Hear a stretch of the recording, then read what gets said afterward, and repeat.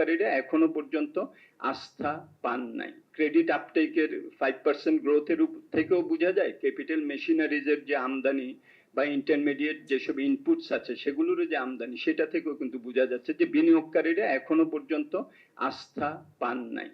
এখন সরকার কিছু কিছু ইঙ্গিত এই এই তাদের ক্ষমতায় আসার পরে তারা দিয়েছেন, যেগুলো ইতিবাচক, কিন্তু বিনিয়োগকারীদের কাছে সেটা ট্রান্সলেটেড হয়ে তারা যে বিনিয়োগে একটা সামনের দিকে এগিয়ে আসবেন, সেটা এখনো আমাদের অপেক্ষা করতে হবে। তবে সরকার রিফিন্যান্সিং স্কিম এগুলোর মাধ্যমে নিজেরা কিছু উদ্যোগ নিচ্ছেন, কিন্তু আমাদের দেশে সরকারের উদ্যোগ যদি 1 টাকা হয় তাহলে প্রাইভেট সেক্টরের উদ্যোগ হলো 4 টাকা।